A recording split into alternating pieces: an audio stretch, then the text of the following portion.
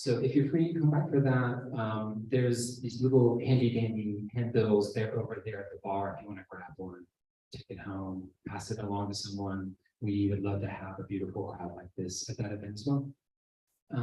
Another thing is that in the coming year, we're looking to build our Patreon membership, which if you know what a Patreon is, it's someone who says, I love your Goodyear Arts and I want to donate a little bit of money to you every month.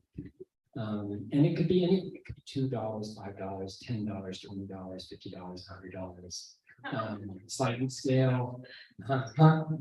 $10,000, said the man in the front row. Yeah, and we love that way of fundraising. It helps support our programming here. We love it because it's grassroots like we are. So if you'd like more info about that, there are perks. What are they? You can find out if you grab this handy dandy little flyer, which is also at the bar. So take a look at that, and there's a QR code there, and if you scan that, it'll take you to the place where you can sign up for that. Thank you for considering it. With that said, I'm going to turn it over to Dia. Thank you.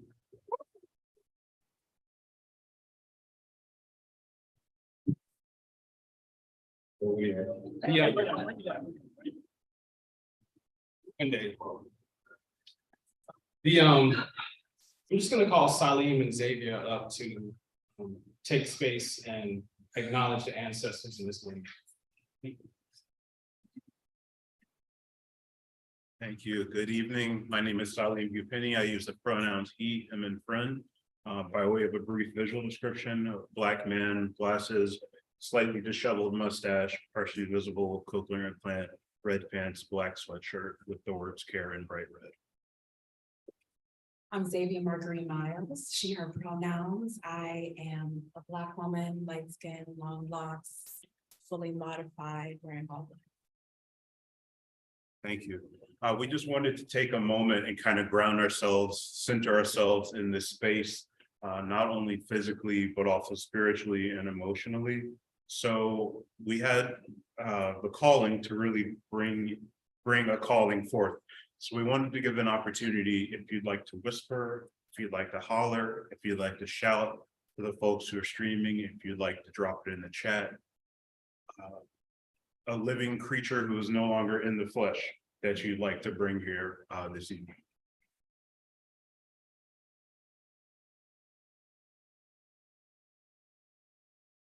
Jason Walker.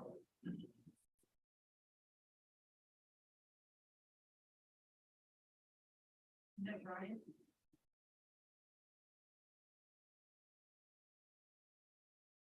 Rosetta Alethea Harmon Penny.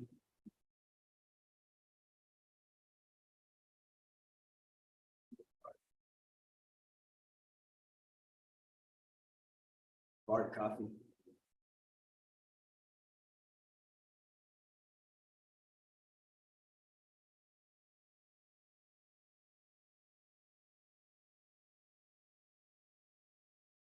And for the names that didn't quite come out or were not spoken out loud, if we could take a deep breath in together on 3, 1, 2, 3. And out. 2 more of those. In. And out. And again, in. And out.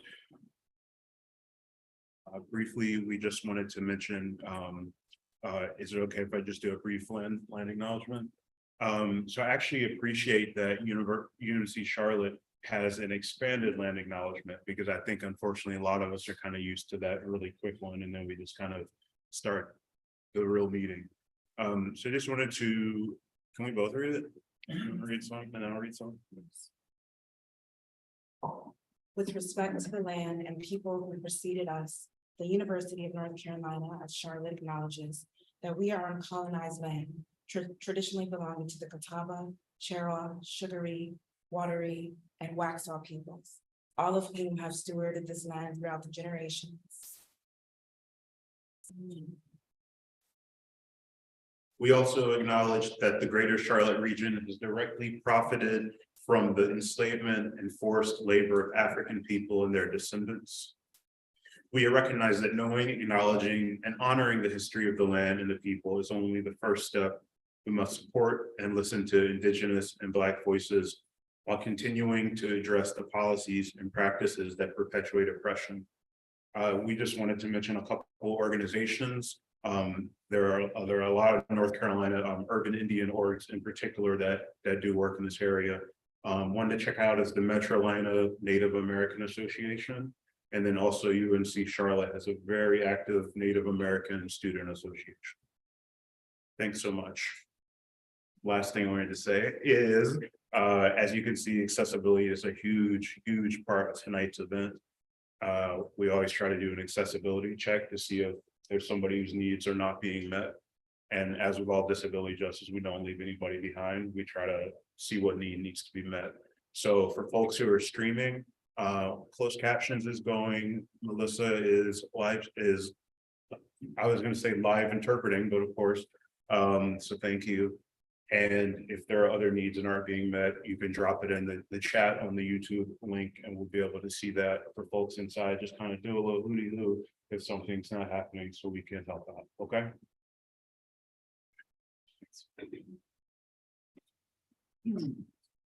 You can relax. It's like, this would be like Black church, for those who have been to Black church. All day. So if I say like, there are like 15 minutes left, I'm lying. Like, that's how we do in the Black church, but at least when I preach. No, seriously, thank you for being here. I'll open us up with this. I was sitting there laughing, thinking on a complex situation. A brother popped across the airwaves to me. He said, "Do you have a sensitive side?" Now eyes rolled, searching for the voicer and receiver. Could you believe this? A brother had the nerve to respond back and say, "Well, yes, I think I do." Now this could really lead to the wrong situation, but then again, how could they not feel me when I start to spill reality of love? Sporadically, radically bubbling up inside me. I said, "Brothers, you must fail to realize that Zinga carried a tribe. She sat on the backs of brothers as thrones, and I'm supposed to act uninspired because y'all got macho complexes and be lying to yourselves about how tough you are. I wish I would have told our folks to follow the North Star like Harriet, but I was too busy chasing after the next skirt. But now I read Nikki asking me to kill the Negro inside of me. And because y'all got complexes, I'm not supposed to envy these sisters' strength. I trade anything to sit with Renee and Xavier as they spit haikus over cool haikus. I like to be at a women's tea party where Amy Bagwell and Aaron are doing a battle of Tanakas over sweet taffy, laughing at how ego-tripping brothers are born. And on the walls are pictures of Audrey Lloyd and Gwendolyn Brooks, Madam C.J. Walker, Sister Betty Shabazz, holding the hands of brothers who ain't supposed to be in prison. I wish they would have listened when Mama told them so. And while I'm not knocking iceberg slim books, why not try some Angela Davis and Bell Hooks? Feminists but realist idealists. They're not afraid of what any man has to say. But we're too complex to hold hands or write sweet love poems, you see.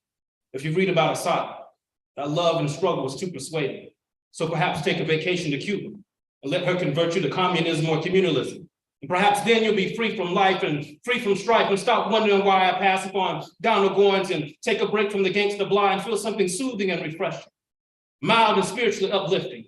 Sisters whispering, that's manly of you. I appreciate you loving my dome, loving my soul. I love you, brother. I love you, sister. And I'm no less a man, and being hand in hand with sensitivity runs hand in hand with understanding. Understanding the love of these brothers. You really think about who's down, strong and resilient, raising her children's children.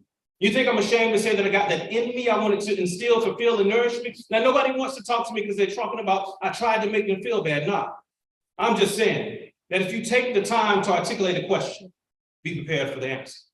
Love makes us one. That's all I'm stressing. This is a room of love. Like this is a sacred space for me. Thank you, brother. Now, like you may not know the individuals you're sitting beside or the individuals in the room, but like God bless those that didn't make it through the pandemic, but you did. Like that alone is worthy of celebration. A few acknowledgements. I want to say thank you to Eric, wherever he is, for helping us set up for this evening. Thank you for Melissa for being here. Thank you to Amy Bagwell for sparking the ideal of Avant Goodyear. Thank you to Saren for her leadership and tolerating my bullshit. You don't have to assign that. No, seriously, this is a really special place. If this is your first time to Goodyear, welcome. We won't treat you like a stranger if you don't act like me. That's just truth and transparency. I typically don't read bios of individuals. I find it to be divisive and pretentious at times. But I think tonight it's important that I read the bios of the three individuals. It's significant because of where we come from and who we belong to. And I think it's easy to forget that at times. So I want to read the bio of this. I will say this, today I had a great day out with Saleem and Roderick. And when I think about these three individuals, for me, I can't help but think about, I wrote this list down of random things that came to mind when I first thought about catfish and grits, cornbread, hush puppies, peach cobbler, fried okra, sweet tea, brown liquor music, James Brown, Earth, Wind and Fire, Frankie Beverly and Maze, AT Aliens, 3-6 Mafia, Shaft in Africa, Cleopatra Jones, James Brown, James Baldwin, Lucille Clifton, Amir Baraka. Yeah. I think about the harmony that Black and brown people create without saying a word. Let me say that again. I think about the harmony individuals create without saying a word. And there's something special about that. Our first poet, Roderick Minor, he, him, is a Mississippi and Louisiana native. His poetry, visual art, he is a poet, visual artist, and a grits aficionado, currently residing in Charlotte. Roderick is a 4-time member of the Baton Rouge National Poetry Slam Team, the 2015 Baton Rouge Grand Slam champion, Red Stick Regional Slam Team champion, and a member of the 2016 Philadelphia National Poetry Slam Team. He's also a 2020 Best of Net finalist, a Watering Hole Fellow, Winter Tangerine Workshop alumnus, Hurston Wright Fellow, and a 2020 Bolt Press Fellow. He was a top 10 finalist for Blood Orange Review inaugural literary contest as well. Currently, he's an MFA candidate at Randolph College, a recipient of the Nancy Craig Blackburn Scholarship. He's also a poetry editor for Voice Poems and a reader for Revolt Lit. His work has been published and featured in Voice Poems, Debney, Night Library Magazine, American Poetry Review, All Deaf Poetry, Micro Podcasts, and other publications. Coming to the mic, my brother, my friend, Roderick Minor.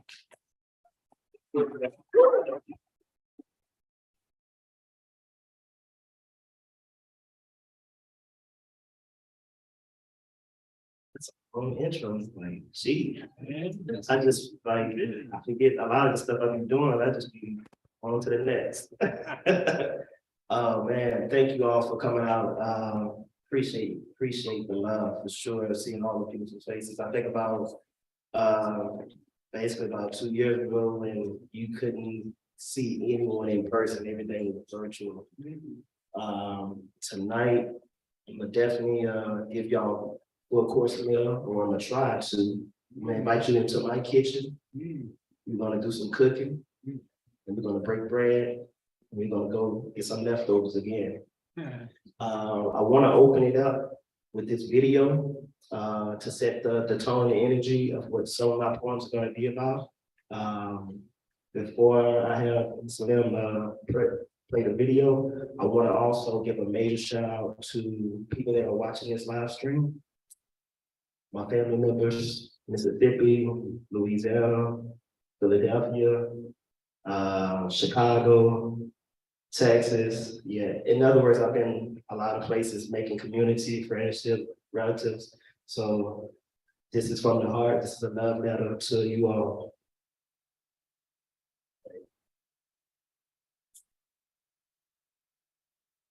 Mississippi is still a very rough place. You know, people is not just walking up like they used to do in the past, walking out, you know, shooting a man down or getting maybe 200 or 300 people carrying you out and lynching you, but it's in a more settled way. You know, they can let you starve to death, not give you jobs. These are some of the things that's happening right now in Mississippi. See, Mississippi is not actually Mississippi's problem. Mississippi is America's problem. Because if America wanted to do something about what has been going on in Mississippi, it could have stopped by now. It wouldn't have been in the past few years, between 40 and 50 churches bombed and burned. You see, and this this lead me to say, all of the burning and bombing that was done to us and the houses, nobody never said too much about that, and nothing was done. But let something be burned, by a black man, and then, my God, you see, the flag is drenched with our blood, because you see, so many of our ancestors was killed because we have never accepted slavery. We had to live on it, but we've never wanted it. So we know that this flag is drenched with our blood. So what the young people are saying now, give us a chance to be young men, respected as a man, as we know this country was built on the black backs of black people across this country. And if we don't have it, you ain't gonna have it either, because we gonna tear it up. That's what they saying. And people ought to understand that. I don't see why they don't understand that. They know what they've done to us. All across this country, they know what they've done to us. This country is desperately sick, and man is on the critical list. I really don't know where we go from here. Say that. So the first one I'm gonna get into, a lot of the work that you're hearing is from my MFA program. Shout out to Randolph College. So you get a sneak peek at what's to be my full-length manuscript. The first poem is entitled "Ain't We Lucky We Got 'Em Good Times." I don't know how many of y'all are familiar with Arnie Barnes, an artist from North Carolina. He did the painting, which a lot of people are familiar with, the Sugar Shack. You may have seen it on Good Times. You may have seen it on Marvin Gaye, I Want You. It's been like everywhere, basically. This poem here is based off of that art piece, so it's a ekphrastic poem. Ain't we lucky we got 'em good times. On a cherry plate floor in Durham, I twerk my soul into the weekend. I sweat out my devils over the crooner's voice, an exorcism in the weedy hours, hips gyrate illusions of jazz June, a beehive of celestial beings, fingers pranced in air as the Holy Ghost grasped last week's despair. Utopia is a prayer often flawed, yet when perfect, everything is invincible here. Dance my gladness and sins in a hole in the wall, and I make sweet love feverishly until I'm christened in a sea of survivors, and the banners wave in the rafters like a manifesto. Tonight, I do not feel grotesque, suicidal, or am not the black blue pulse scratching for a throb. My existence press my smile towards the light fixtures as God is kissing a new meaning into next week.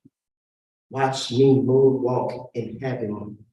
Watch me illuminate. Oh, good. Y'all can grab it, Like I said, we in the kitchen, so you can go ahead and shout a little bit louder than that, So it's all good, We go break up some pots. We go, drop some measurements here and there. So we're gonna have some fun with it, And after it's over with, you got questions, I got answers. You got some complicated questions, I don't have the answer. From there also, if you want to follow me on Instagram, it's at Roderick M, or Twitter at Roderick Minor, unless you're selling me or having me.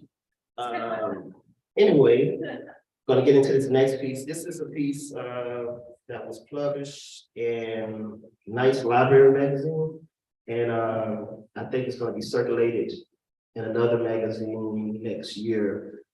This piece is entitled Hog Cabin. So I think about growing up where we grew up a lot on pork, and it was just that way of life.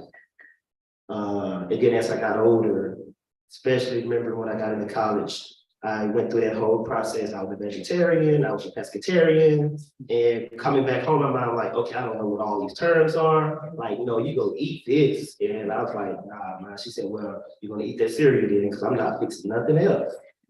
So this poem, help me get into it. It's a hog habit. Their flesh you shall not eat, and their carcasses you shall not touch. Leviticus chapter 11, verse 8.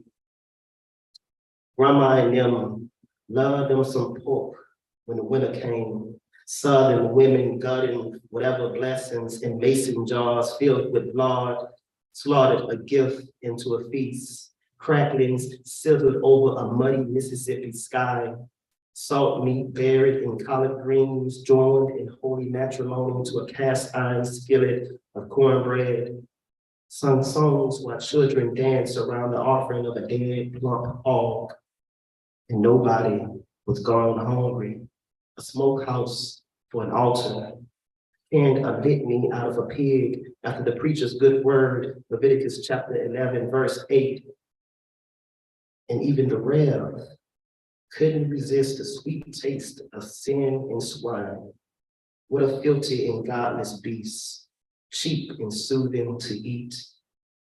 Such a rich and dying memory. Poses better to die wearing a smoked bacon smile as the diabetes gnaw its teeth through blood and bone to the body succumb.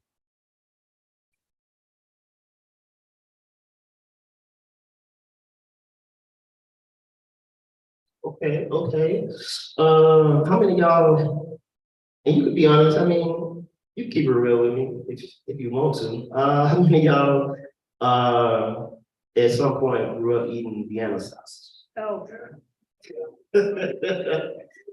So yeah, I did. I'm gonna keep it real with you. So this poem, it's an ars poetica. So it's a poem talking about how there's a relationship between the most random thing, which is Vienna sausage, and how the creation of making art and poetry, they have a relation together. I'm gonna show you how that works. Ars Poetica, Vienna sausage, a poem.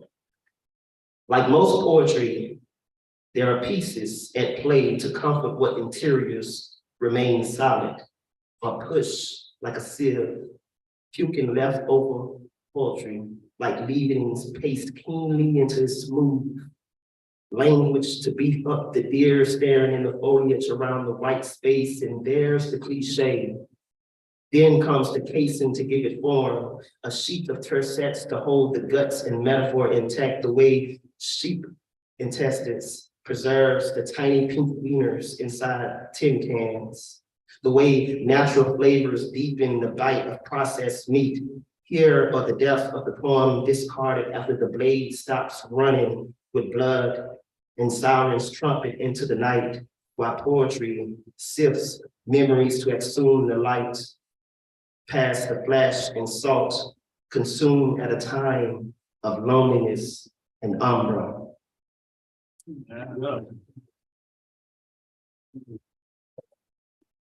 Yeah, I could not eat them now. Like that's beyond me, like they say. I can't do it. This next poem I'm gonna get into, this is an ode to the Golden Girls. When I say the Golden Girls, I mean the women that I grew up in a household. I grew up in a household around 4 women. So they were like my Golden Girls to me. And then occasionally we would have my other auntie that would come through as well. So I want to give a shout out to my mom, Auntie Joyce, Auntie Shirley, Auntie Mary, and who is my #1 fan. She passed away, my grandmother, Geneva. Ode to the Golden Girls before Sunday service. I watched the day break open its mouth with the mass choir hidden behind its fangs. a taste to be young forever, with the moon flowers, the pastoral orchard, a harvest of old of butter beans, a handful of plums, bunches of collard greens. Aunt Shirley enjoys rinse the soil from the leaves. Grandma boils the ham hocks to a tender, juicy ham. Mama bakes a cast skillet cornbread, and they gossip and cackle each year. They woman to woman of a simpler time each year, where the horizon blooms a song at the edge.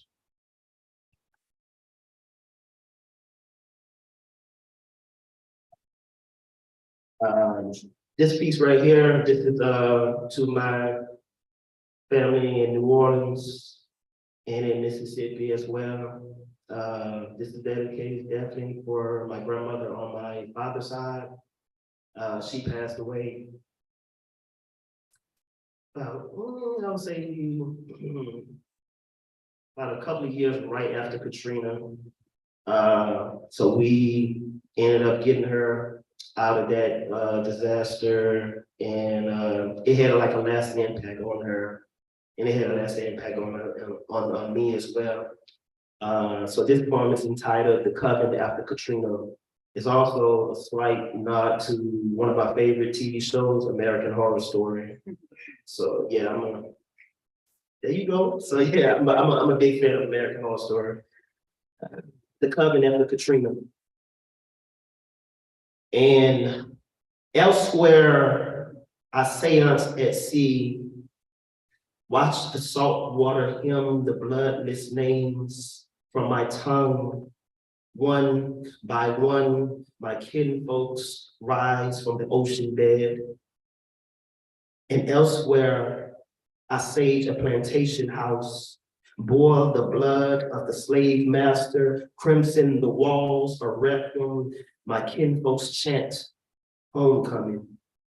And elsewhere, I conjure a bonfire, birthmark the land, the river, the air, pentagram the bloodline. My kinfolks arrive, the cookout.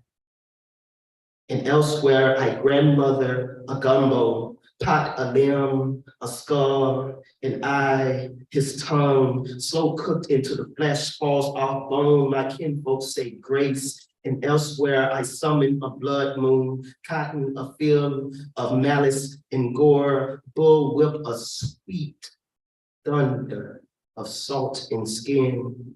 My kinfolks, I teeth the meat. And elsewhere, I set a sacrifice for dinner, gnaw the fat with no remorse, suck dry the gristle of my kinfolks, the pot lickers. Ashe, ashe, ashe, ashe.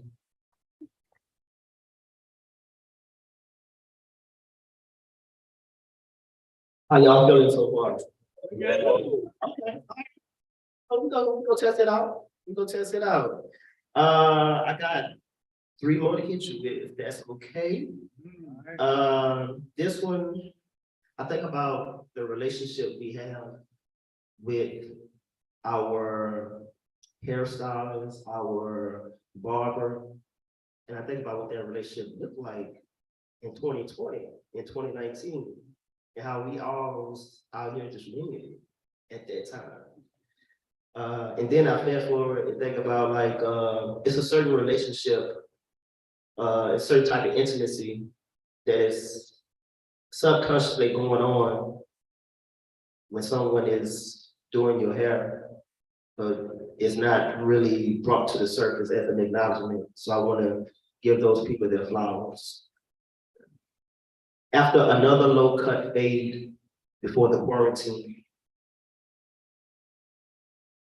his hands touched my forehead, I, his latest muse, my kinks and knots naked in a room, his fingers brushed between like an autumn zephyr, grazing a bed of dahlias, waiting to be loved and adored again, to be touched by another human.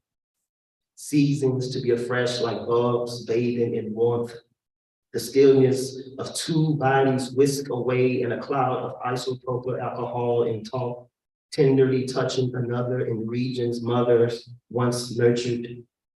Puckering my lips, he trims below my shadows a quiet trace. His fingers flow from chin to apple, each stubble uncurling. He gets my good side, I get his good side.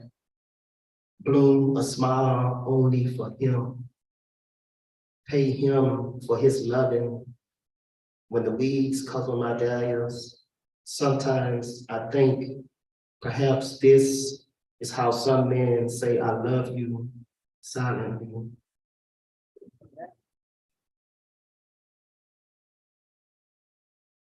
So I remember when I read that when I was in Philly to one of my barbers, he was like, yo, this is very erotic. And I was like, hey, take it for what you want, but it's not that though.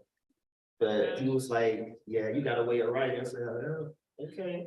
So you gotta weigh with the lines too, with the clippers. But this other poem is it's a cento.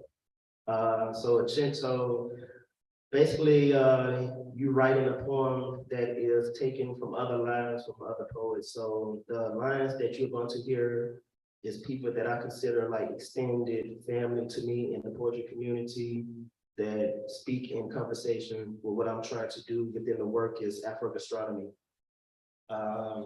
So some of the lines is from Philip B. Williams, from Lucille Clifton, Nikki Finney, Ariel Marie, and Danaz Smith, Patricia Smith, and a couple other people. This is a real short poem, and then I got one last one. Yep, for real. Cento, frying chicken. In the beginning, I suspect my index is on fire. My hand just for a minute because the food is good and hot, like a late fire. Small signs of life, us sliding out of English like oil would dance to those angry pop sounds and hungry for the old familiar ways. I listen to sound of Black laughter, that locked in sweetness with everything cooled down and crusted over, fried, cubed, burnt, skin given away like nothing else around your tongue, trying to touch what matters and what good does it do? Okay. So this is the last poem. Y'all been a beautiful, beautiful audience. I appreciate y'all sharing the space and actually, you know, these poems. I hope that they have like, you know, fed you in some type of way. If you are looking for more, you know, holler at me, you know. If you just want to have a conversation about like how did I come up with this, or you know, just my upbringing or your upbringing, you know, I'm here. This poem here is a sestina. I don't know how many of y'all familiar with sestinas, but they are long as fuck. It took me 2-3 weeks to write this poem, and I was like, when is it going to end? So to kind of give you a quick rundown, it's you're looking at least about a good 6 stanzas. With that, you're going to hear 6 words, but they constantly change each time within the stanza, so they give it a different meaning or a different perspective. So the words that you're going to hear is selves, fury, burden, smoke, road, and city. The title of the poem is Athena Before Saying Grace. So this is like we at the dinner table, we're about to say grace. This is a long prayer, so I'm wondering, you know, you probably get mad at me and be like, can we eat this food? Because this is a long prayer. So here we are. Athena before saying grace. Blessed be the kitchen, our true selves, the drum beat of Crisco and chicken in a fury, the Thanksgiving Eve behind the stove burning, the ritual of a black girl's hair in a hot cone smoke, the extra plate of pork chops and collard greens for the road, the leftover peach cobbler after a night out in the city. Blessed be the kitchen, the pregame heading into the city, the backdrop flats and new alligators with our Easter selves, the oh shit, I hope I turn the stove off while on the road, the shots of Crown Royal leaving your insides in a fury, the unjoyce in a pack of cool menthol lights and smoke, the baby shower meatballs and wings, dishwashing burden. Blessed be the kitchen and Obad without burden, the improv meal after the cost of Uber Eats in the city, the where's your mama Newport lip wearing uncle in smoke, the granny recipe attempt outbursts while cussing to ourselves, but we got food at the house, ain't no McDonald's talk, inferior. The watermelon picked from the truck on the side of the road. Blessed be the kitchen, the confessional down the dark road, the not guilty verdict after the body cam footage burden, the morning after the body cam, after the body cam footage burden, the morning coffee talk, how they killed Brianna in a fury, to come your ass home, these white folk crazy talk in the city. The fuck them people cereal on top of the fridge eating selves, the pot of gumbo boiling as the city goes up in smoke. Blessed be the kitchen, the sun rise after moonshine and smoke, the sacred spaces, black names orbit, besides being renamed into a road, the catfish and grits and all that pimp shit without ATL sales, the up all night North Star glitter and glue science project burden, the 7-Up cake in the oven, as we wait and time travel to Emerald City, the earth, wind, and fire and fantasy Sunday brunch blasting in a fury. Blessed be the kitchen, the burning bush blowing in a fury, the Frankie Beverly and maize before I let go, barbecue and smoke, the who made the potato salad before getting ice in the city, the 72 deuce and a quarter, uncle, you got any bill for the road, the hush, this is grown folk talking slap in the mouth burden, the electric slide family reunion photo on the fridge says as we party and bullshit and party and bullshit and party and bullshit and party and bullshit. And for us, we are free from the burden that inherited. The picture unveils the smoke and the magic of a city engineered by Ken. My, oh my, let us break bread with our mystical selves. Thank you.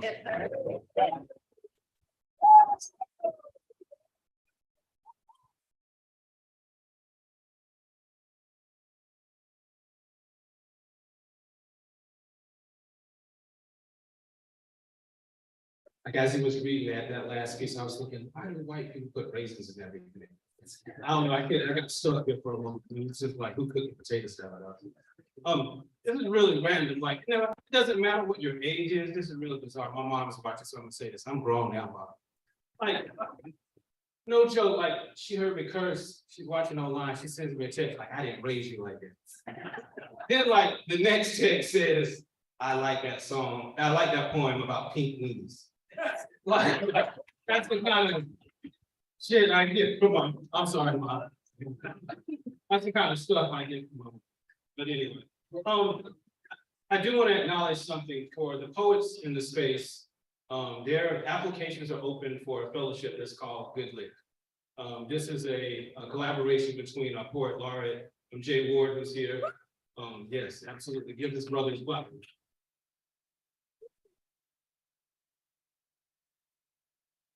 Jay will also have his book release here at Goodyear. I believe the date is January the 18th, correct? On January 18th, so please come back and join us. I'll make a few public announcements right now real quick. Next Friday here at Goodyear, we'll have the opening of our Small Works exhibition. It's a free event. Come back and join us. Also that same night, Black Market is hosting an event in the Ford building, the $100 show. That's their VIP night, so you can get tickets online for that event. So definitely come back. My mom calling me now. I'm like, I'm not even answering. I can't make this up. I'm gonna hit it in the closet. But all right, let me read this before like she called me back again and take some praise. All right, so next up, xavia-margrith Miles, she, her, is seated in Minnesota's tundra, seasoned by Southern love and Philly fed. xavia-margrith is a diarist, a symbolist, and enchantress. She employs humorous sensibilities and explores the cultivation and deterioration of intimacy between land, spirit, and people. Horror films, toys, and organic matter inspire contemplation and transformation, loss, desire, and divinity. In xavia-margrith's role as proposal writer, she identifies funding opportunities and composes authentic narratives to redistribute wealth towards community-led imagination, and liberatory and sacred spaces. xavia-margrith earned her AB in English and minors in Africana Studies and Film from Bryn Mawr College. Her work has been exhibited at the 35th Annual Candyman Symposium here at Goodyear Arts and other locations. She is a proud recipient of the Watering Hole Fellowship. If you don't know that some of you in this room may be Watering Hole Fellows, like, let's take this quick pause and everybody, I know. Any Watering Hole Fellows in the room? I know Roderick and I know we've had a few Watering Hole instructors, and there's Jay Ward as well. If you don't know what the Watering Hole, I just want to encourage you to look them up. She is a recipient of the Watering Hole Fellowship. Her poetry collections include Fresh, We've Always Had Fire, and Still Life. Coming to the mic, xavia-margrith.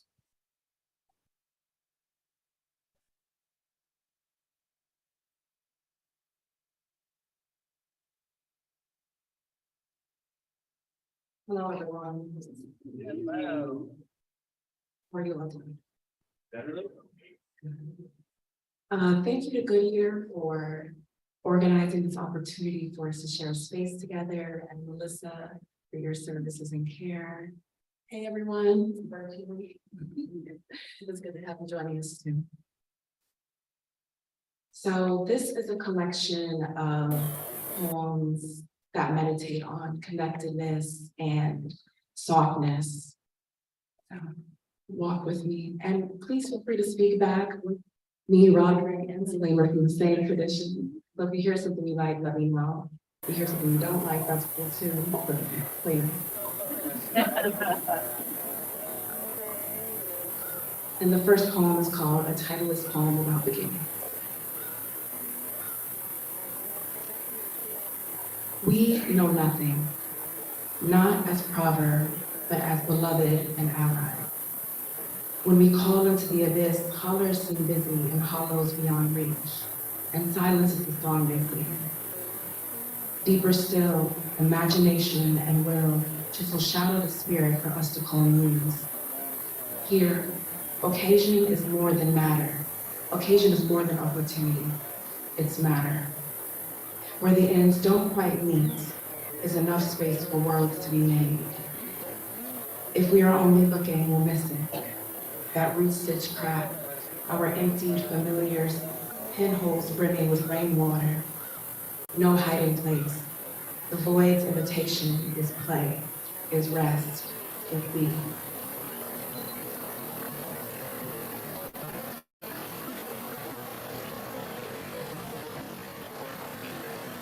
So the next poem I just thought was funny. And it may not be as funny as that. It's called Recipes de la Resistance. I think we come so much from the lineage of folks who tried to make revolutions irresistible through pleasure and joy and connectedness to spirit. Meditation. Peace and harmony. Echoes of the morning and mad mid-streets of summer. That reckless kind of hope bursts between every tongue bud and every bruise like Scotch bonnet. We do not remove seed. We become pepper and shut eyes. We scream. We love. We make a revolution to burn cheek and belly. Pray this beast belly bust. May this beast belly bust.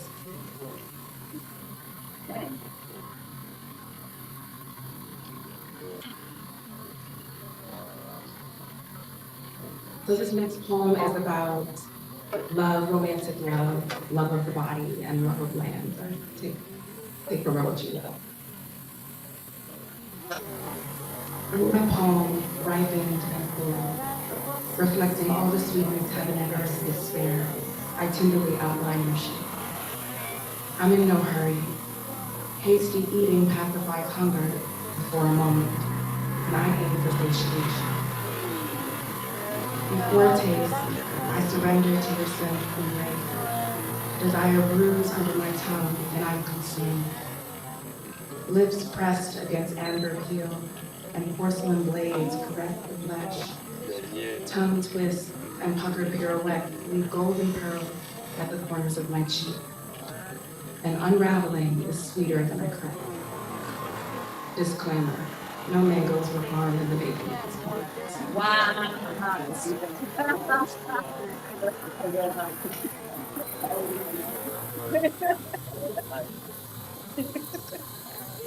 So this next poem is about when love runs dry.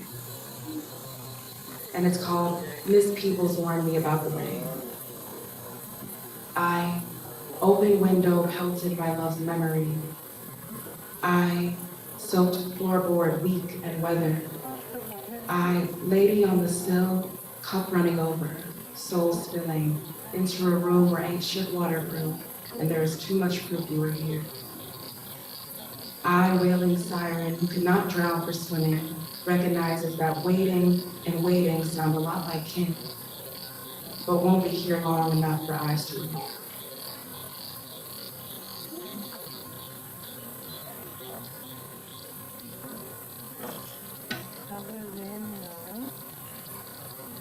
This next poem is about embracing loss and death.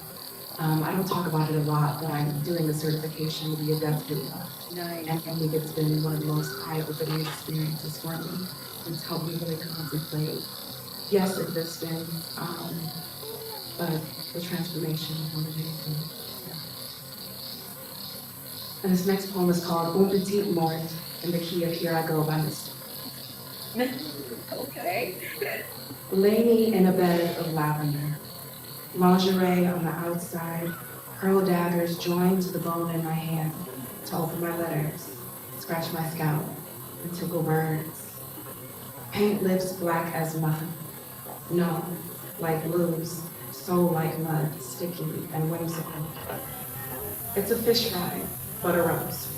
So make death a plate and let a laugh track play me off.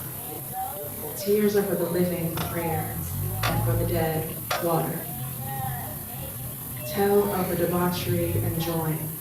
Don't make me no saint, but mama might be there. So tell her I loved and was loved and will be loved deeper still. Say back.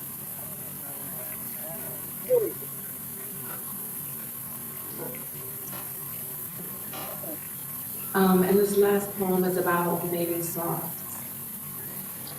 And it's called Since We Last Spoke. Disclaimer, the person in front of you is an experienced mischief seeker. Attempt at your own risk. Number 1, called my vice by its name, sensation. Number 2, with 4% phone battery, 3 lefts on an unmarked road, two rights where the wind was quiet, left one sufficiently lost and wandering creature. Number 3, made my body an altar. Number 4, asked children their superpower. Number 5, made a bed in the wounds of a lover. I overstayed and left a salt bath behind. Number 6, asked a lover how I wounded them and offered them a tangerine, of course to accompany a 9-tiered apology. Number 7, befriended a tree. Number 8, ate something that frightened, repulsed, and compelled me, like red clay or anything brazen. Number 9, asked birds and strangers to tell their eating secrets.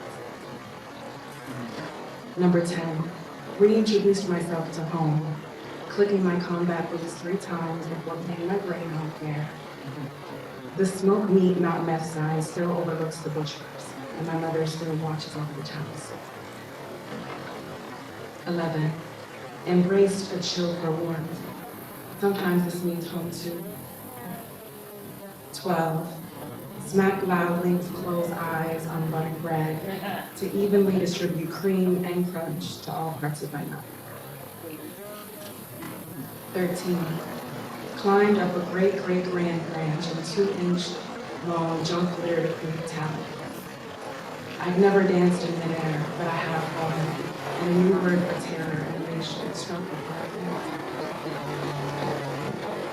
Whether these be offerings to satiate the lust of a trickster, humor a god, entertain the stars, stories whistle from my porch that I am full. May the places I am forest and watering be evidence of love.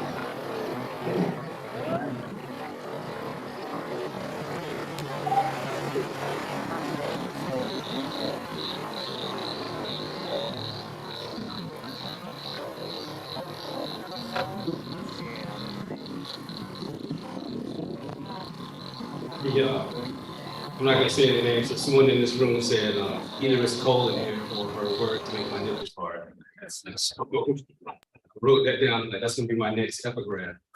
No, so in all seriousness, that is a voice I think we should look out for, the work that both Xavier and Roderick are doing. And I want to acknowledge like the amazing work that Black women are doing poetically. There are two books I recommend. Yes, Saleem, thank you. Yes, absolutely. Like if it was not for voices like Lucille Clifton, where would many of us be? But Xavier's voice is a voice we should look out for. I want to recommend two books. One is Gumbo Ya Ya by Ariel Marie. If you haven't read that, I highly recommend it. And the second book is called Concentration by Courtney Faye Taylor. It just came out recently. I recommend that book as well. So our featured poet, Saleem Hue Penny, he, him, friend, is a Black disabled poet expanding the pastoral tradition of the Southern Black Belt using rural hip hop blues aesthetic. Drum beats, loops, field sounds, gouge, and breakbeat commonly punctuate his poetry. These hybrid audio and mixed media pieces are released under the monarchy hue. Hope uplifts everything. Saleem is a 2021 Poetry Coalition Fellow for Zaglasia, an assistant poetry editor for Bellevue Literary Review, a member of the Ascension's inaugural O Sessions Black Listening 2020 cohort, and a proud member of the Cave Canem Fellowship. If you don't know what Cave Canem is, Better ask somebody. I highly recommend you go check us out. That's where Saleem is at Cave Canem. Across poetic mediums, he explores how young people of color traverse wild spaces and define freedom on their own terms. A aid advocate and disability justice activist, he practices cultivating ecosystems of care, centering melanistic wonderment. Saleem regularly collaborates on pediatric patients, families affected by incarceration. He is compiling his first full-length poetry collection and pursuing archival research for the Happy Land Lament field guide and chapbook-length lyrical essay set in Reconstruction era Afro-Lanchin. Come to the mic, Saleem Hue Penny.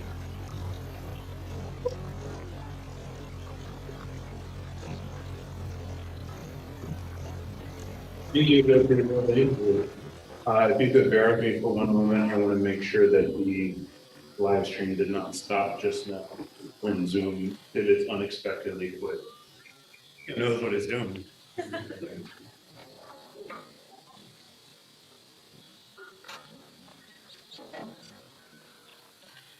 Talk amongst yourselves.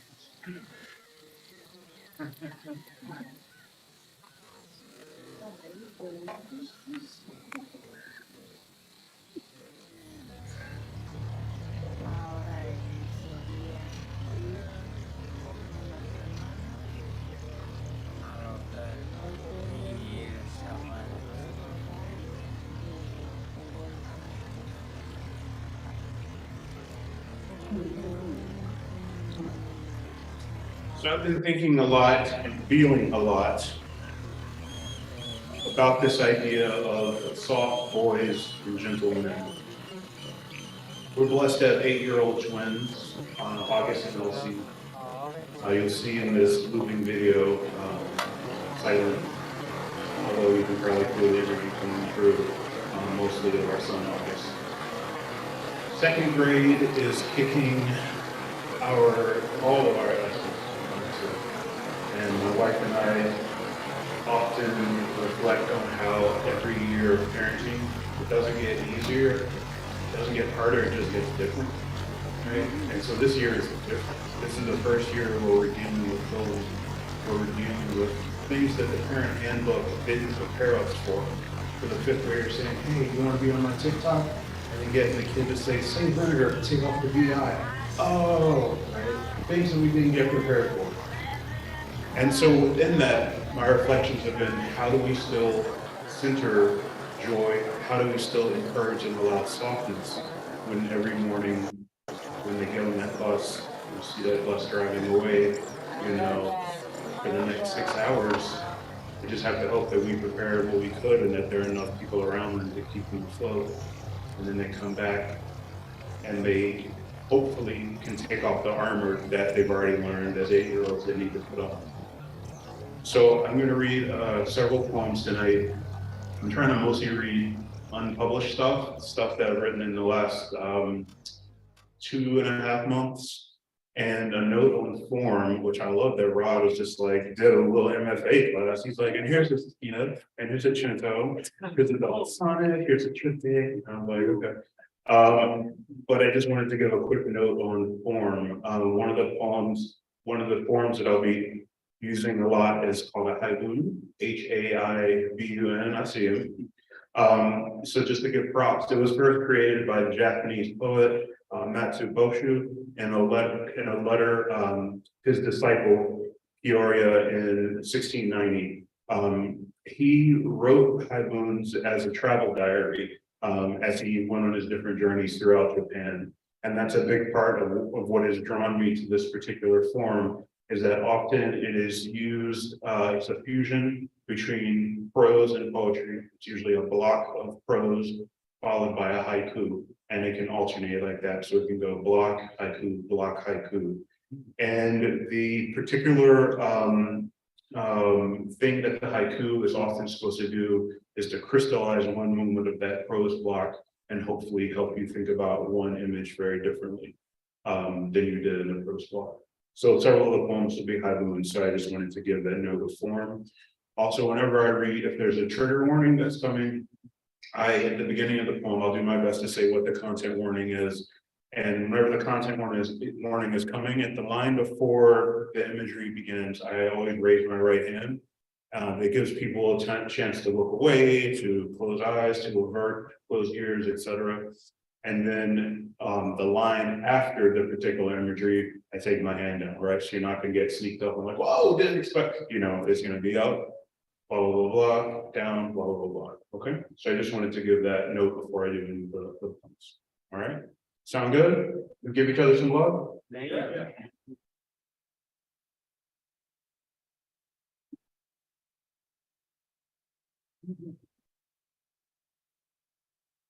I wasn't gonna use the stand, but when I saw Rod up there, I was like, that looks kind of nice. Yeah, that looks real nice. Okay, great. I mean, I can't see, but okay. All right. First poem that I'm sharing is called All Is Life. With twins, you don't get overtime. Induced to arrive at week 38, not 40, not 39, you kids. Y'all hear that? Team breached head to feet. Gestation is the longest huddle. Shot clock paused until contractions, time suspended, and prayer. Few extraneous movements, mainly to knee your sister, preparing her for life outside, where Charlie horses with sharper spurs slice. Repeat after me. Family, don't leave family alone in the ride. You knew she could jump, but she bricked every 3-point shot every time, so you trained, like hurry up with nursery, and hurry up with pre-K, and test out of elementary, middle, high, tussle up with this college. Now let's play those 41 away games, and get the shoes, and rock the rings, and if you tear an ACL, find an angel, investor, take a knee, get the loan, build the arena.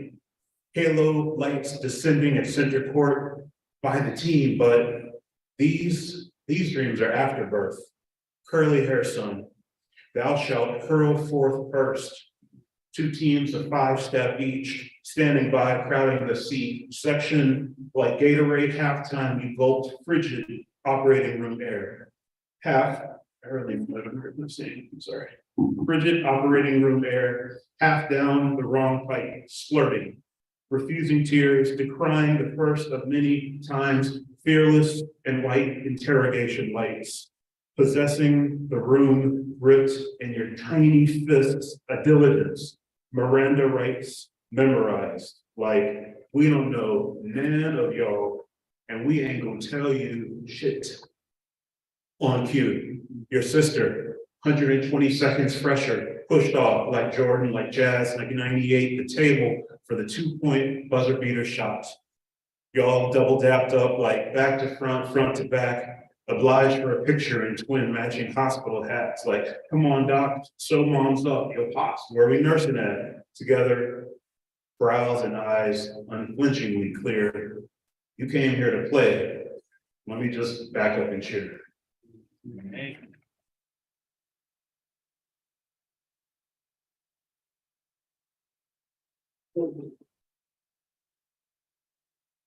That kind of gives a nice little. Okay, this next poem is called A Quiver. It's forthcoming in the next issue of Black Sunflower magazine this month. A Quiver.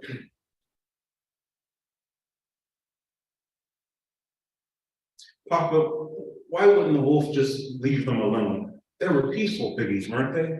They didn't fight back. They used their words and their brains like me, right? Papa, where were all the grown-ups? They should have done something. Did the wolf have little brothers and little sisters? Maybe they might have been friends with the piggies. Maybe the piggies even knew the 3 bears. Yup, they got bothered too. Their breakfast and their chairs and their beds, but I know it's just a story. In real life, Goldilocks' parents would see her going away and run to save her. Next time, Goldilocks should listen to the little voice inside her head that was saying, no, thank you. I'll stay here safe with my grown-ups. Papa, did her parents forget to tell her, or did they want her to get lost? My dear boy, again, awake before the whippoorwills, wild-eyed, throat a quiver, my palm smoothing your furrowed brow, thumb caressing the cowlick above your widow's peak. I promise you again, thunder is just the night's belly, tumbling and rumbling and bumbling. Yes, there's lightning.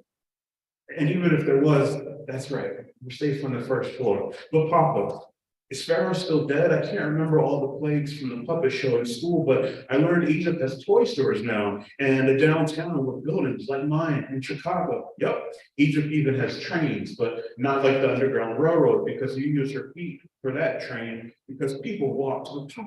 Black people can go anywhere. We can ride the bus. I like the big window way, way, way in the back. They can't take us to jail like Rosa Parks or the doctor and the Reverend Luther King Jr. Nope. But wait, are the girls still dead who are in the church? Sorry, Sunday morning. Are the girls still dead who are in the church? What games are they playing? Papa, did they all share the toys? Did their grown-ups cry for a long time? Papa, the puppet show said Pharaoh killed his son. I just wonder how he did it. No, let's not talk about that anymore. I don't really want to think that grown-ups will forget their kids unless magic made them. I saw the newspaper. Those kids in the shiny sparkle blankets were sleeping on the floor. I didn't see any grown-ups inside the fence with them. The person holding the camera didn't go find their grown-ups. All the bunk beds are still empty. You said kids need lots of sleep to grow, but Papa, I got woke up too early by the storm. Can you slide over?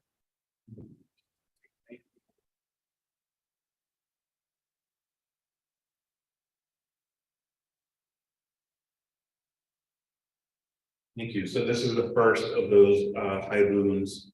This one's called 6 a.m. bus stop.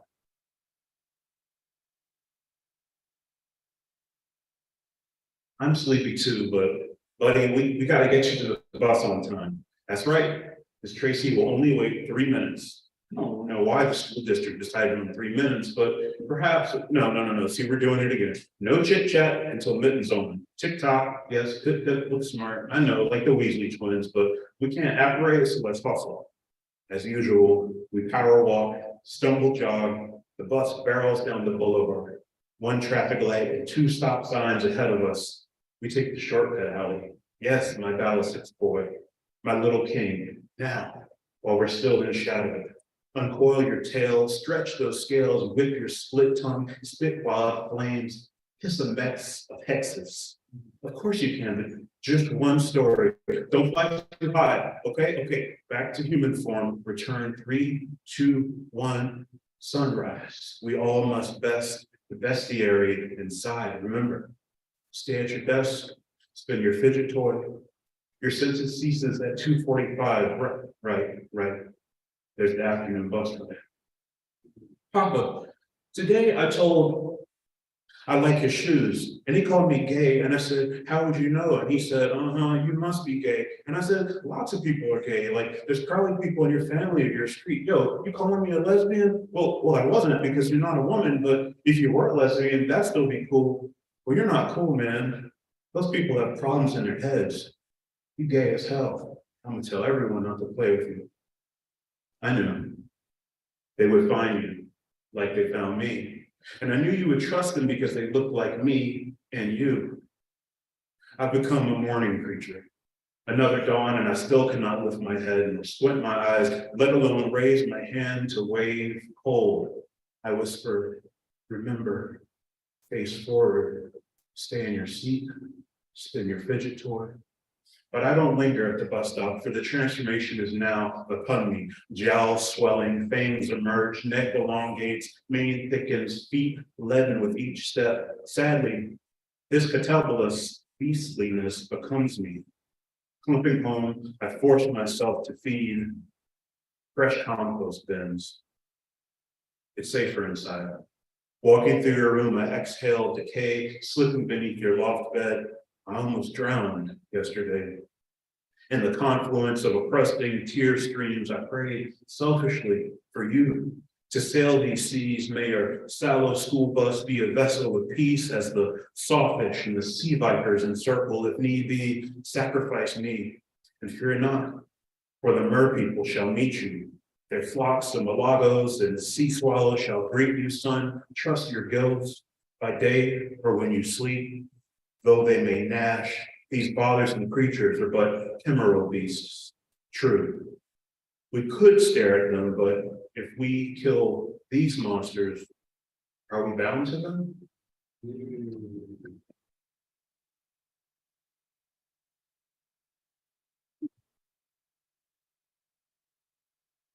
This next poem is a golden shovel. And it's a golden shovel after Joseph Seaman Cotter Jr.'s poem of prayer. Golden shovel is a poem where the final word of each line, when you string it together, it forms a quote, typically from the poem that you're paying homage to. In this case, Joseph Seaman Cotter Jr. Died. He was literally tuberculosis back in the day. His dad, he literally was like annotating his book to him as he was dying, and then his dad published it posthumous after he died. I can never say the word. So this poem is called Far Bright Star. And it's the one time I've put my dad's name in a poem, so we'll see if I'm turning that corner or not. Coulom's climbing, lobes glitching, he flees to the shed, pulls a nail from the rot and scratches O and X and O, clutching his throat, a trappist in hieroglyphic rows, castigates the Darwin wasps, professing God, their eggs so far injected, his tonsils swole. Unflinchingly, he floods the grotto with malt liquor until the walls give. Serpentine, the body of the sun, slithered, left his mama, striped mine, then left me $1.06 Polaroids, him and me framed, almost close enough. And exacting words, even in sweet blue cursive, biological, Father, swiftly discomposes me. Lord, I swear to never yoke my son to our family truth that some fathers just never come back. Why make a boy fear such a man? Earnest eyes, crack smoked wide, my dear Stanley, before the angel dusted you. Did you ever dream that we might grow old together? Look, a far bright star. See how the children cradle you in prolapse, wrapping you in silk, gentle in a jar, yes, to softly live.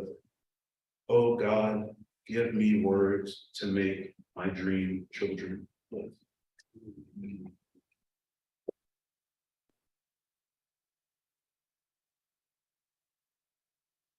This is another baboon. This one is called Alleyway Bari Vecchio. Sorry to drop some Italian in there while you're queuing it up. I'll chat. We were able to take our first international trip over the summer. And when I was there, and when I came back, everybody kept being, you've written about Italy, you've written about Italy. I was like, I can't figure it out yet. And I started writing this poem, and all of a sudden in the second prose block, the poem started to write itself. And everyone who writes knows that feeling when you don't want to write, and the poem is saying, keep going, write, and you keep going, and you keep going, and all of a sudden you're opening and unfolding a part of yourself that you weren't really prepared for, a truth that you don't even necessarily want to face. And so I'm grateful for that. Alleyway, Bari Vecchio. Your sweaty flip-flops pitter-patter, scamper, slip, trip across the sun-splotched cobblestones. I'm okay, I'm okay. Though your slightly brimming eyes suggest otherwise. See, Papa, I'm fine. So I choke back the unsolicited commentary that motherless parents like me keep at the ready. Caution and scrapes are the marks of grace. You breathe, brush away the alley dust and huff. Let's just take a break, even though I'm fine. From esophagus to soft palate to lips, the quivering voice of my big little kid, stracciatella stained tongue and fragola flushed cheeks. Buddy, of course they'll have band-aids back at the hotel. My God, who has withheld so much this season, would thou bestow this small comfort upon his tender knee? A motorbike swerves unnecessarily close to us, for these streets are not our streets. We, the only dark people, not hawking and bartering and cajoling and pleading. Per favore, signore, solo l'imbraccialetto per I bambini, presto passo, per favore, signore, siamo Africani? No, me? But yes, we are yes, we're not African. I'm irritated. Sweat drips through my SPF coated straw hat. I fumble for the loose euros I know I don't have. Brother, I'm excuse me. No, that's wrong. He's North African. Je suis désolé. I can't. I'm sorry. Hangs heavy on this sweltering afternoon. Wash day rains from every balcony. White linen undulates. I think of all the ancestors I hoped you would meet. I pray great grandmama and them don't need nan bleach, that everything just stays clean. But you are eyeing the gulls again, calculating the odds of your focaccia crust splattering them in the face. You figure birds here in the old city probably ain't street smart, never had to feed the whole roost with a White Castle slider snatched from the dumpster by the grease trap, and you're probably right. If anyone were to get caught slipping, they'd be the ones. I know that look. Hey, son, keep your hands up before and after you throw the crust, and don't laugh too loud when you run so they don't think we think we're better than them. My sweet, unbeatable brown-berry boy, earnest in your little sea blue shorts and your jaunty celery green cap and your touristy white sleeveless t-shirt. Eat, sleep, pizza. Simple, safe, predictable, the world I desperately want for you. A little messy, yes, but still yummy. I'm sorry, Papa, I spilled blood and gelato. Shh. Life's full of drips.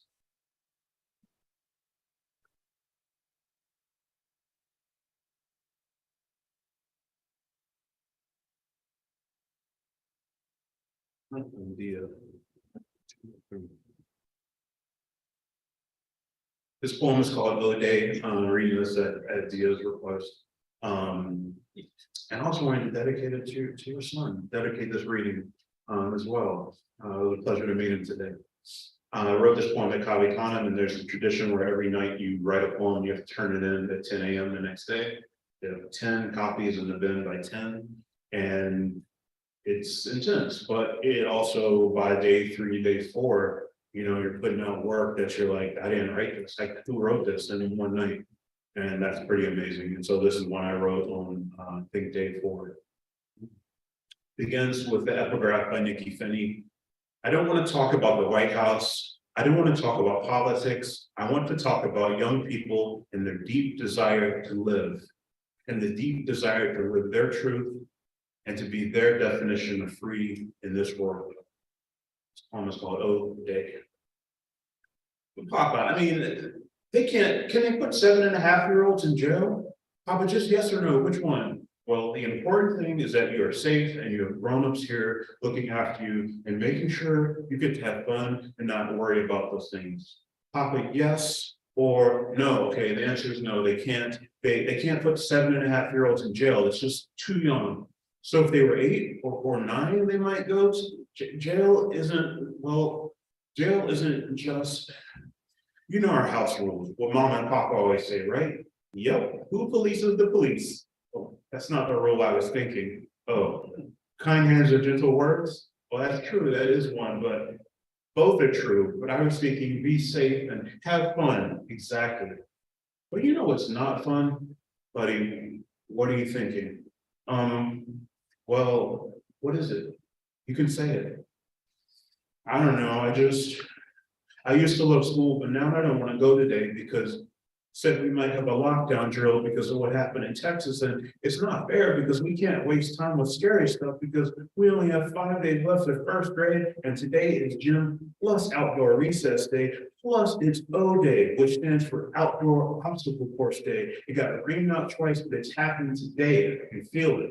It's going to be hard. We have to get out of traps and tangled ropes, and the floor is lava. So we really have to watch where we step when we die. And well, not really die like buffalo, which I thought was just an animal that the Native Americans took care of. And but I didn't know Black people also took care of buffalo and bought food and cake, and they were just being nice and buying groceries like us. And if a white person that gets mad and has a gun, well, they should just do what I do with Dr. Sykes. 7, 6, 5, 4, 3, 2, 1, and 2, 3, 4, 5, 6, 7, and that's it. Just breathe in like this and blow out the birthday candle like that.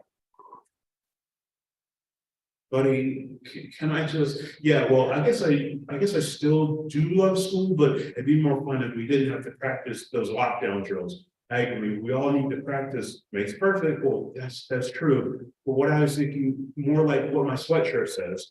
You mean the roses are red, Doritos are savory, the US prison system is legalized slavery? Well, that one's also true, but I was thinking, and that's why I wrote that on the Mother's Day card we made in art class, but the teacher made me change it to a happy spring card, and she said I could just give it to you instead of Mama. But I was thinking about what my other sweatshirt says. I know the one, I'm not your respect and able Negro. Buddy, I got it, right? Buddy, can I just give you Papa, you shouldn't worry so much. I'm almost a 2nd grader, and I re-memorized our address in case you fall down while you're walking us to the bus and you hit your head. I don't remember all of Mama's phone, but I figured out her iPhone, and finally, it's simple because I looked at the smudges on the screen, and once I knew the 4 numbers, I just had to watch which way she moved her fingers. I got it, right? Oh yeah, I remember. It's practice kindness. What? Oh yeah, that's it. Yeah, that's the one. No offense, Papa, but a lot of your sweatshirts say things kids already know.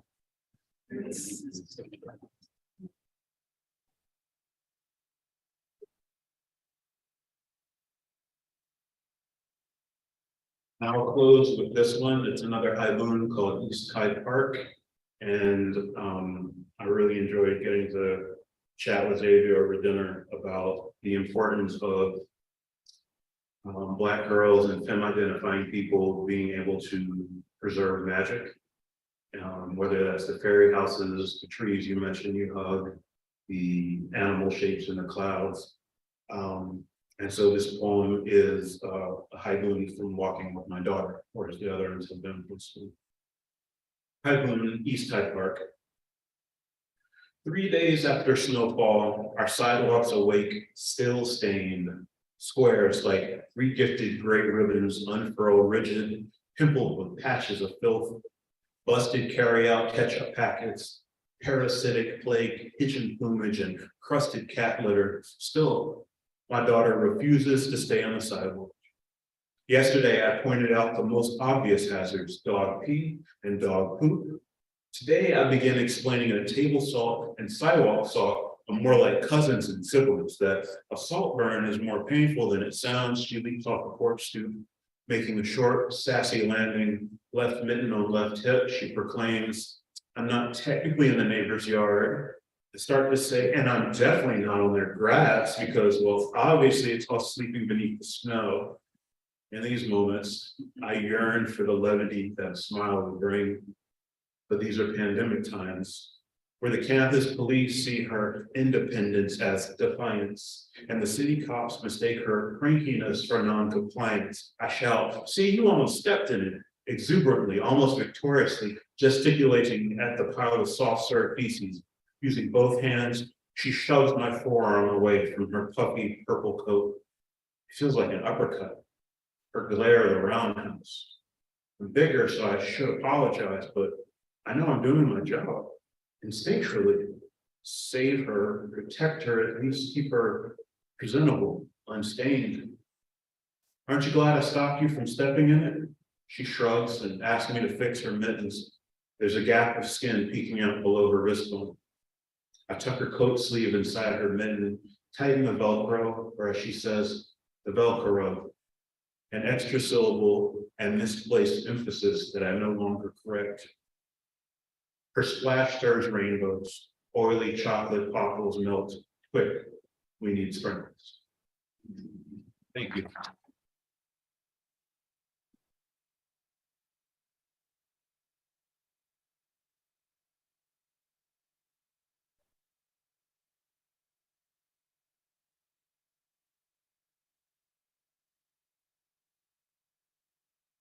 Can someone give me the time? If you don't mind. 9:08. I want to respect your time, but I also want to do something different. Like these are three individuals like I emphatically love. I appreciate and value their work and love them as humans. It's rare that you can find individuals that can hold your pain and your rage a certain way. And these three individuals certainly do that for me. There are individuals in Goodyear that do that as well. I don't want to dismiss that. But I want to throw out the opportunity, Saleem, Roderick, Xavier, if you don't mind joining me. I want to throw out the opportunity if like someone in the space has a question for these three individuals, I want to make sacred space for that. Poets are transparent, for what it is. You're in a room of creators. So anyone with a question they want to throw out, don't be shy. Are we joining you there? Yeah. Come on. Okay, thank you. I'm already with you, said join me.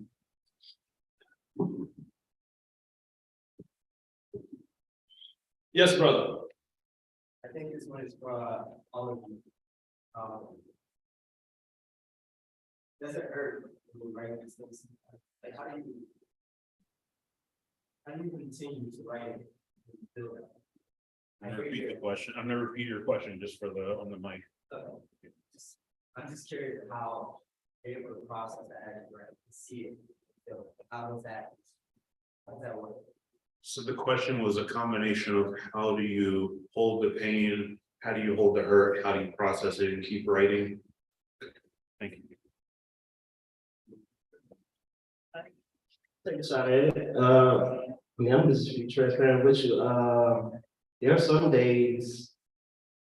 So the Golden Girls poem, I cried a lot writing that poem. And no one sees the behind the scenes of that. Sometimes you gotta cry to get to the next line because it doesn't help holding that in.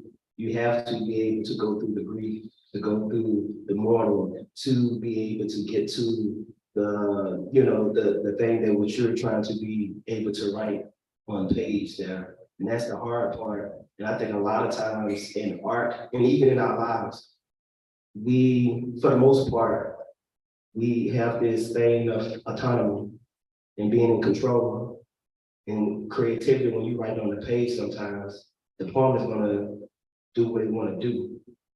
And you have to get out the way. But we tend to wanna control everything, because you know, you wake up, you go to wherever you need to go to, you eat breakfast or lunch, whatever, you go do whatever you need to do. But when you're done creativity, that's a whole nother round. And when you get out the way of it, that it allows you to be able to really go through the process to be able to balance it too, because it's gonna come to you once you get out the way of that and you go through that morning process. In the morning, it never really ends, because there are moments where I can still see my grandmother at times. But yeah, I hope that answered the question. Yeah, I appreciate it, Mom. I'll also just chime in briefly that it's writing in a community, it's having a therapist, it's having a psychiatrist, it's having supportive people, it's having elders and ancestors who a long tradition that we're not even scratching the surface of. And all of that can be overwhelming. That's actually, I find that incredibly uplifting. Like, I'm not the only one who sat here in a room for bawling my eyes out because I'm picturing my child on a school bus, right? And to hope that putting this on paper and sharing this just sparks more poems and more conversation and more vulnerability and more sharing. And that's how vital art is. And it's like so painful that art always just gets like pushed off to the side often, because this is the power of what it can do.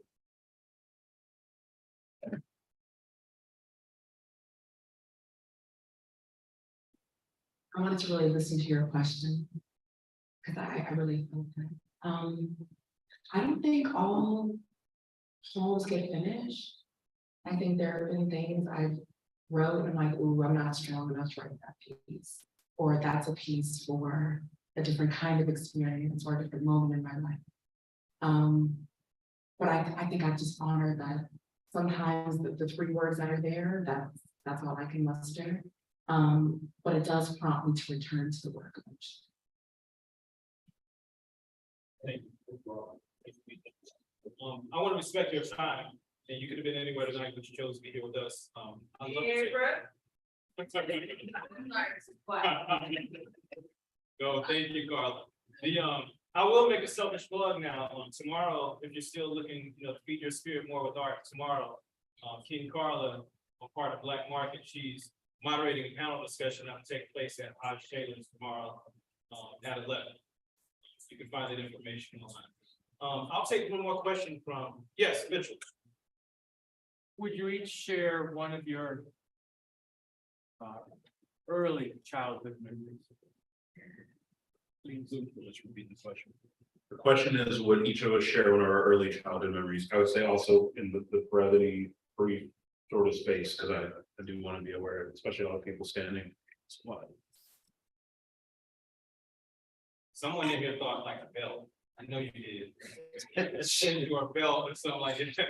I remember.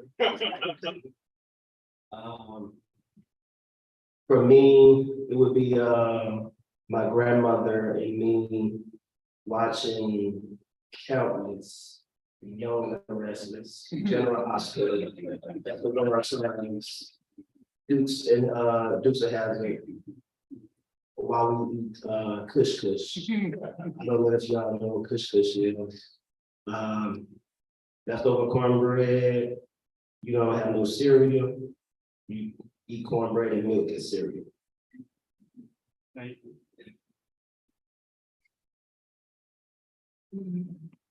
I think about how unruly I was. I was a really bad child. What? My mom would do my hair before school every morning. And if I didn't like it, I would take it out and play in the dirt and come home just a minute. Yeah. I think one of my earliest childhood memories, I don't remember it, but I now understand it.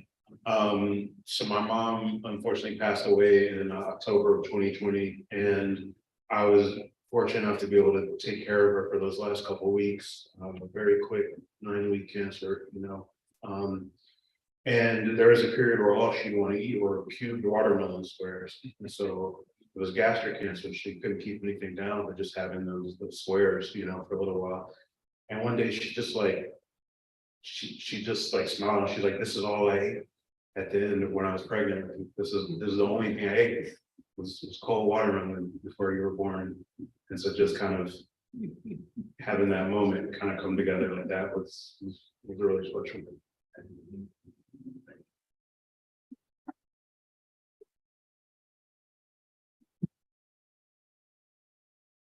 Well, thank you for coming out to Goodyear Arts. Thank you for supporting Avant Goodyear. Thank you to the crew of artists, the collective Goodyear Arts, for everything you do to continue to cultivate and nurture our community here in this space, but also beyond the walls of this space. Have a great night. Get home safely. Peace.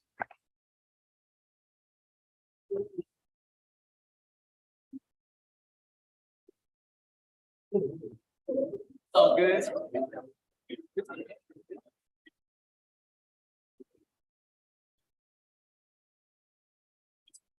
Thank you. Thanks, everybody online.